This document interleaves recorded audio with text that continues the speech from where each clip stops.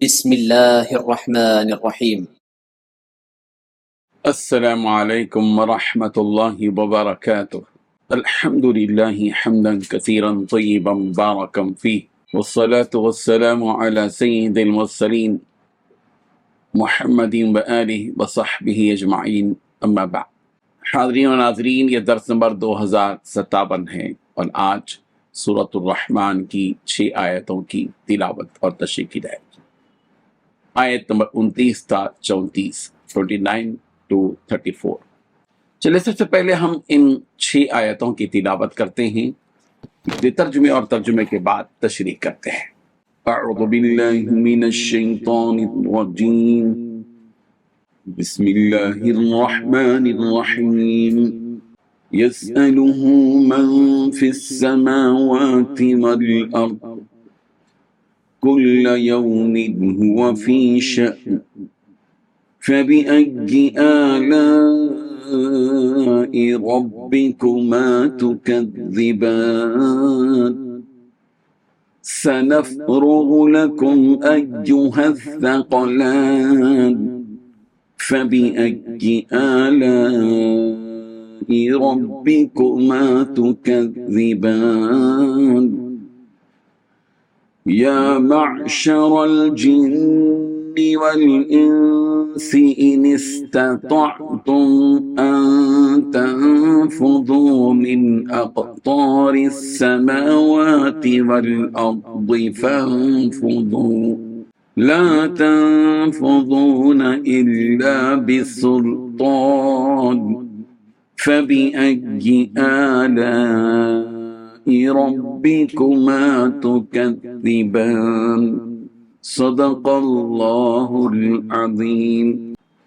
لفظی ترجمہ یوں ہے، یسألہ اسی سے مانگتا ہے، من جو کوئی بھی فی السماوات والارض آسمانوں اور زمین میں ہے، کل یوم ہر روز، ہوا وہ فی شأن ایک شان میں ہے، فبأی آلائی تو کون کون سی نعمتوں کو، ربکما اپنے رب کی، تکذبان تم دونوں جھٹلاؤ گے، سنفرغ عن قریب ہم فارغ ہوں گے، لکم تمہارے لیے، ایھا الثقلان اے جن و انس، فبأی آلائی تو کون کون سی نعمتوں کو، ربکما اپنے رب کی، تکذبان تم دونوں جھٹلاؤ گے۔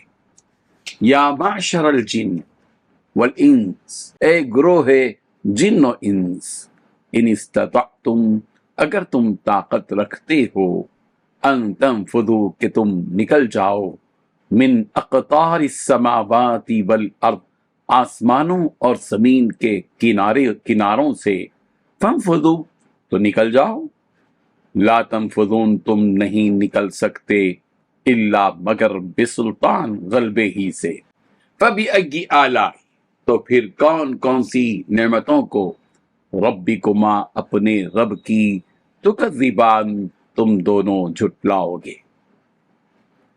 ترجمہ یوں ہے، آسمانوں اور زمین میں جو بھی ہیں اسی سے اپنی حاجتیں مانگتے ہیں، وہ ہر روز کسی شان میں ہے۔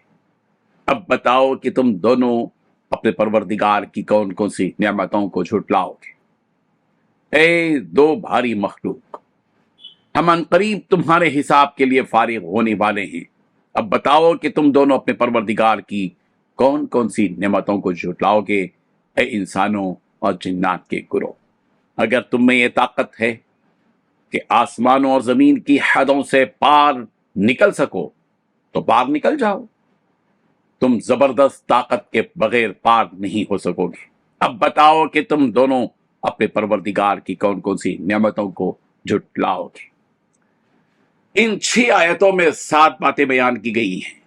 پہلی بات، جو کچھ آسمانوں اور زمین میں ہے سب اسی سے اپنی حاجتیں مانگتے ہیں، وہ رب ہر دن کسی شان میں ہے۔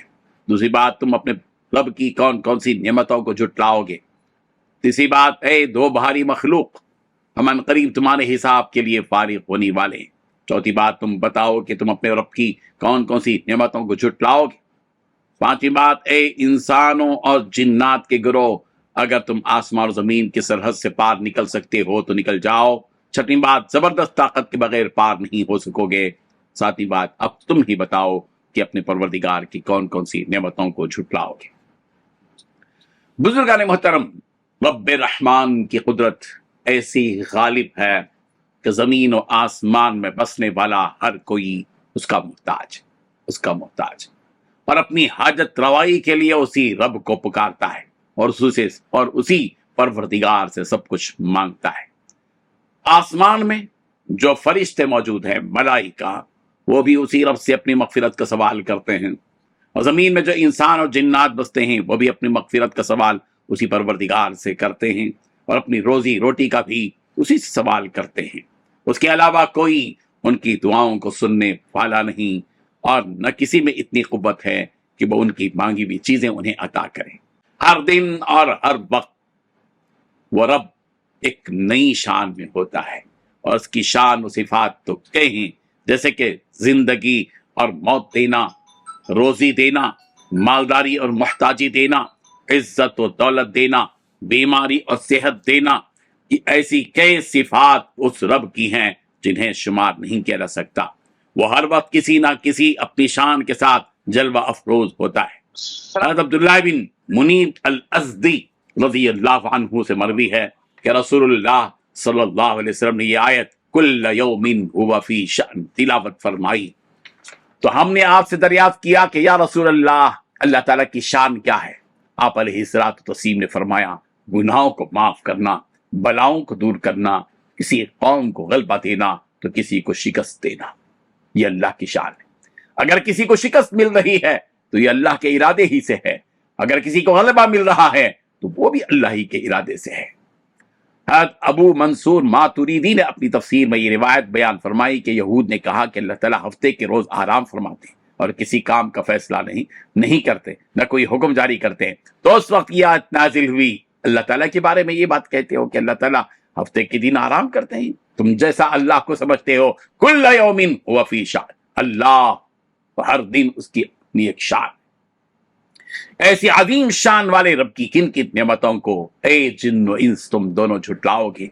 अल्लाह ताला इंसान और जिन्नात को उनके हिसाब व किताब से आगाह करते हुए फरमा रहे हैं कि ए भारी मखलूक, यानी जिन्नात व इंसान, हम बहुत जल्द तुम्हारा हिसाब व किताब लेने वाले हैं, और उस वक्त हम कुल्ल यौमिन हुवा फी शान से फारिग होकर सिर्फ तुम्हारे किए हुए अमाल पर तुम्हारी पकड़ करने लगेंगे और हर अमल का हिसाब लेंगे, और तुम पर आसमान से तुम्हें हलाक करने वाली अजाब भेजेंगे। तो उस वक्त अगर तुम बचकर कहीं जाने की ताकत रखते हो तो जाकर दिखाओ, हम भी तो देखेंगे कि वो कौन सी जगह होगी जहां तुम हमसे बचकर जा सकोगे। तुम आसमान और जमीन का कोना कोना फिर लो, मगर फिर भी हमसे बचकर निकल नहीं पाओगे। जहां जाओगे वहां हमारी ताकत, हमारा दबदबा, हमारा गलबा मौजूद है। तुमको कोई ऐसी जगह मिल नहीं पाएगी जहां हमारा गलबा, हमारी ताकत, हमारा जोर और हमारी पकड़ न हो। तुम आसमान और जमीन का कोना कोना फिर लो, मगर तुम बच नहीं सकोगे, और तुम्हारे पास ऐसी ताकत भी नहीं है कि जिसका इस्तेमाल करके तुम हमारा मुकाबला कर सको। वल्लज़ीना कसबु सय्यिआति जज़ाउ सय्यिअतिन बिमिस्लिहा व तरहकुहुम ज़िल्लह मा लहुम मिनल्लाहि मिन आसिम कअन्नमा उग़शियत वुजूहुहुम क़ितअम मिनल लैलि मुज़लिमा उलाइका अस्हाबुन नार हुम फीहा खालिदून। रहे वो लोग जिन्होंने बुराई की होगी तो उनके अमाल का बदला भी ऐसे ही बुरा होगा, और उन पर जिल्लत छाई भी होगी, और उन्हें कोई बचाने वाला भी नहीं होगा। ऐसे लगेगा कि उनके चेहरों पर अंधेरी रात की तहें चढ़ा दी गई हों। वो दोज़ख के बासी हैं जहां वह हमेशा रहेंगे। बाद मुफस्सिरीन ने फरमाया कि यह हालत मैदान महशर में पेश आएगी, और बाद ने फरमाया कि दुनिया ही में जब क़यामत का वक्त आएगा तो ये उस वक्त की हालत होगी। اور ان دونوں باتوں میں کوئی زیادہ فرق نہیں ہے، بلکہ دونوں بھی مراد لیا جا سکتا ہے۔ مقصد یہاں اس رب کے سامنے ان کی بے بسی، عاجزی اور لاچاری کو اللہ رب ذوالجلال کی قدرت و طاقت کو بتانا ہے۔ اللہ تبارک و تعالی ہمیں اس پروردگار کی شان کو سمجھنے کی، اس کی آن بان شان، اس کی قدرت، اس کی ہیبت، اس کا جلال، اس کی شان، اس کا جمال اور اس کے غلبے اور اس کی طاقت کو سمجھنے کی بات ہے۔ ہر بندے مومن کو چاہیے کہ وہ اپنے دل و دماغ میں اس بات کا استحضار رکھے، اس کے دل میں یہ بات بیٹھ جائے، راسخ طور پر بیٹھ جائے، مضبوطی سے بیٹھ جائے کہ وہ کمزور ہے، اس کا رب طاقتور ہے، اور جو کچھ دنیا میں ہوتا ہے وہ سب کچھ اللہ سے ہوتا ہے۔ اگر اس ملک کے اندر کسی اور کو غلبہ ملتا ہے، اللہ کے ارادے کے بغیر مل نہیں سکتا، کوئی پتا ہل نہیں سکتا۔ اس لیے مسلمانوں اپنے ذہنوں کو اس بات کے لیے تیار رکھو کہ اگر ان کو غلبہ مل رہا ہے تو یہ بھی وقتی ہے، اور یقیناً رب ذوالجلال قادر مطلق ہے، مختار کل ہے۔ آج رات ہے تو اے مسلمانوں تمہارے لیے ایک دن آنے والا ہے، وہ دن تمہارا ہوگا، وہ غلبے والا دن ہوگا۔ اس لیے اپنے ایمان کو مضبوط کرو اور کسی بھی حالت میں باطل سے ڈرنے والے مت بنو۔ تمہارے پاس حق ہے، تمہارے پاس سچائی ہے، تمہارے پاس اس رب ذوالجلال کی آفاقی طاقت ہے جس طاقت کے ساتھ تم جی رہے ہو، اور وہ باطل ہے، کمزور ہے، اور جال حق و زحق الباطل ان الباطل کان زہوقا۔ حق آ کر رہے گا، غالب ہو کر رہے گا۔ ہندوستانی مسلمانوں، 25 کروڑ کی تعداد میں اس ملک میں تم جی رہے ہو، تمہاری مسجدیں، تمہاری ممبر و محراب، تمہاری مسجدوں کی مینار، تمہارے مدارس، تمہارے علماء، تمہارے مشائخ، تمہاری خانقاہیں اور تمہارا اسلامی تشخص، اور تمہاری تعداد اس قدر بڑی ہے کہ تم اس ملک میں ہارنے کے لیے پیدا نہیں کیے گئے ہو، تم جیتنے کے لیے پیدا کیے گئے ہو، تم غالب آنے کے لیے پیدا کیے گئے ہو۔ کمزوری ہماری ہے کہ ہم نے اپنے آپ کو ان کو اور ان کے مناظر کو دیکھنے کی کوئی ضرورت نہیں ہے، اس پر تفسیریں کر کے ان سے مرعوب ہونے کی ضرورت نہیں ہے، بلکہ ضرورت یہ ہے کہ تم اپنی ذات میں دیکھو، وفی انفسکم، تم اپنے آپ میں جھانکو کہ تم اپنے دین پر کتنے عمل پیرا ہو۔ ان کے ساتھ وہ ہو رہا ہے تو تمہارے ساتھ کیوں ہو رہا ہے، اس پر غور کرو۔ تم اپنے دین پر قائم رہو، اپنی مسجدوں کو آباد کرو، اپنی مسجدوں کو آباد کرو۔